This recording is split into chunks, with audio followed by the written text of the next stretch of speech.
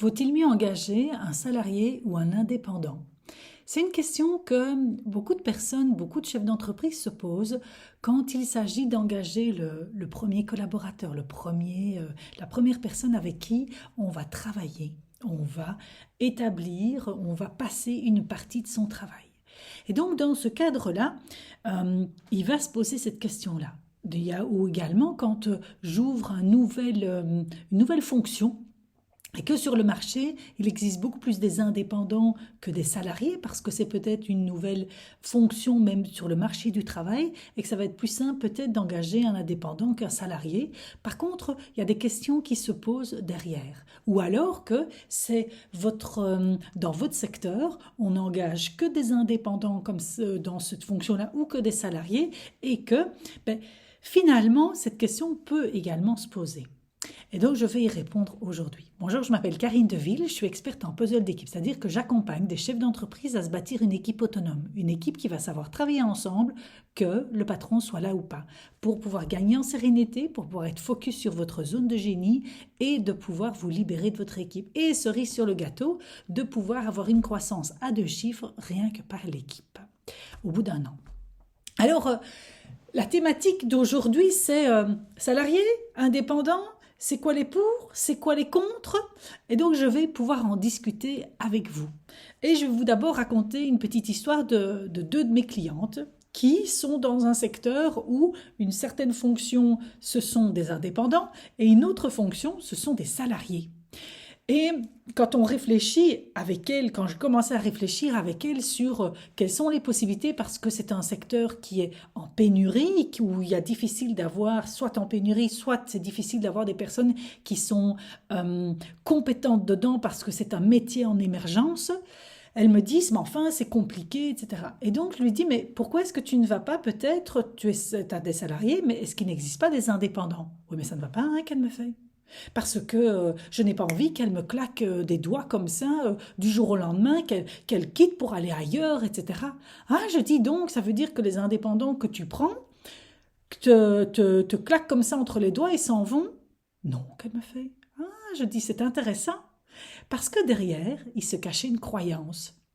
Et au fur et à mesure qu'on a commencé à dénouer tout ça, elles m'ont dit oui, c'est vrai que c'est une croyance et que c'est quelque chose à aller revisiter. Donc, faites attention à la croyance qui se cache derrière, c'est-à-dire que qu'est-ce que vous mettez derrière l'indépendant, qu'est-ce que vous mettez derrière le salarié? Est-ce que finalement c'est réel ou est-ce que c'est une forme imagée, c'est ce que vous vous êtes imaginé parce que vous avez peut-être une expérience, vous avez peut-être eu un écho, mais est-ce que c'est comme ça que partout ça se passe? Donc ça déjà, première chose. La deuxième chose, c'est d'être en accord naturellement avec la loi. Il ne faut pas engager, en Belgique on appelle ça un faux indépendant, en France on appelle ça de la requalification, enfin bon c'est les conséquences, mais d'avoir finalement des salariés déguisés et d'avoir une requalification après, parce que ça va vous coûter très cher ça. Et donc ici c'est de se dire ok, mais dans le cadre de la loi, qu'est-ce qui est permis et pas permis? Et donc ce qui n'est pas permis, c'est d'avoir cette relation hiérarchique. Et j'en viens au 3e élément. Le 3e élément que je vais vous apporter, c'est le fait de ne plus voir la relation avec l'indépendant ou même avec votre salarié comme hiérarchique. C'est-à-dire que je cherche des partenaires avec qui je veux bosser.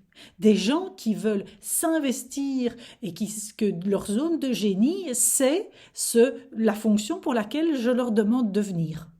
Et donc, dans ce cadre-là, est-ce que je veux travailler avec des partenaires? Et maintenant que j'ai l'intention de travailler avec des partenaires, est-ce que j'agis avec eux comme en ayant des partenaires? Que ce soit salarié ou indépendant, je vais lui demander soit de mettre les moyens, soit de pouvoir atteindre certains résultats et que dedans, on va se coordonner pour la communication, pour savoir c'est quoi tes besoins, c'est quoi mes besoins, et de pouvoir faire grandir justement cette collaboration-là, que ce soit un salarié ou que ce soit un indépendant.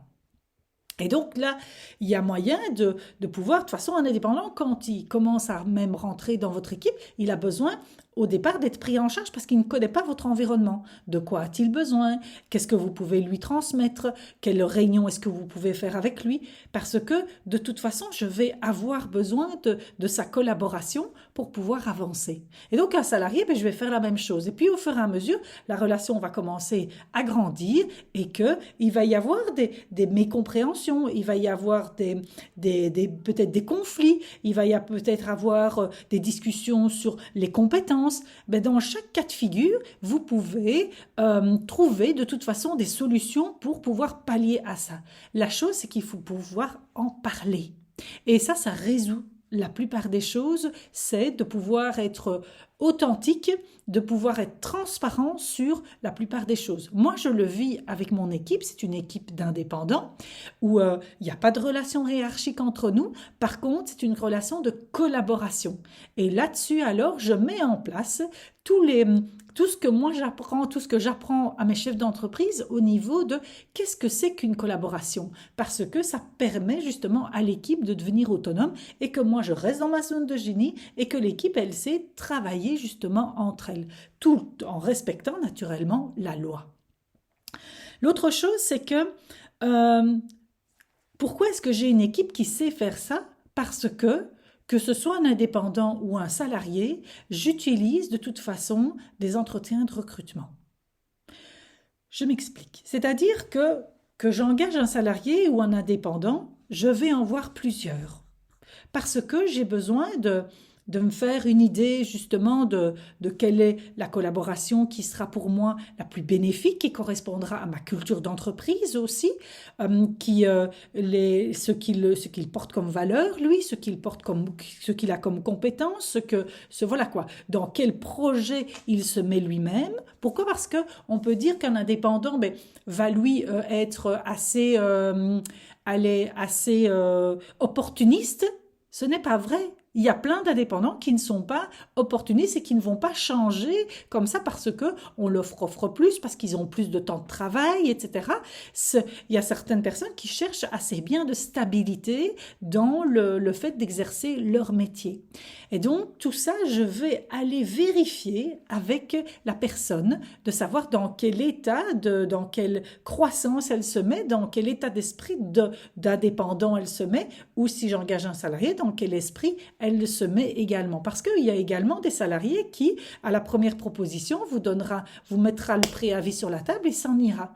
Donc, il y a les mêmes types de réflexions et c'est vraiment un entretien de personne à personne sur quels sont les challenges, quelles sont les valeurs que la personne porte, etc., etc. Et la dernière chose que j'ai envie de vous apporter par rapport à indépendants, salariés, c'est de pouvoir également voir, mais ça coûtera combien d'engager mon premier salarié? Est-ce que ça en vaut la peine? Est-ce que je vais continuer à faire grandir mon équipe au niveau est-ce que je vais en avoir plusieurs au fur et à mesure? Est-ce que l'équipe va s'agrandir? Pourquoi? Parce que engager le premier salarié, il y a un coût de départ. Il y a un coût de départ, on peut l'estimer ici en Belgique à peu près 3 000 € pour pouvoir prendre les assurances, pour pouvoir s'inscrire à l'ONSS, enfin faire toutes les démarches finalement, ça coûte un certain budget. Et donc si on se dit mais je n'en aurai qu'un, est-ce que ça en vaut la peine ou est-ce que d'abord je démarre avec un indépendant ou alors c'est vraiment quelqu'un que j'ai besoin de façon part-time et que je pourrais continuer finalement cette relation-là de façon moyen à long terme. Voilà, j'espère en tous les cas que ça aura démystifié cette approche salariée ou indépendant et que ça vous donnera déjà des premières impulsions pour pouvoir passer à l'action et démarrer. Parce que de toute façon, il n'y a que ça qui marche. C'est de passer à l'action et de pouvoir contacter des gens. Contacter des gens pour pouvoir voir finalement est-ce que ça me convient ça, est-ce que ça ne me convient pas, parce qu'il n'y a que quand vous passez à l'action, que vous faites des tests, que vous pouvez vous faire un feedback après et vous améliorer. Tant que vous restez dans l'inaction, il n'y a rien de tout qui se passe et donc vous n'évoluez pas. J'espère en tous les cas que cette vidéo vous aura apporté de la valeur. Moi, je vous propose 4 choses. La première, c'est de vous abonner à cette chaîne YouTube. La deuxième, c'est de pouvoir... Parce que oui, on est dans un défi de 365 jours et je suis à ma vidéo numéro 69. Je suis super fière de moi.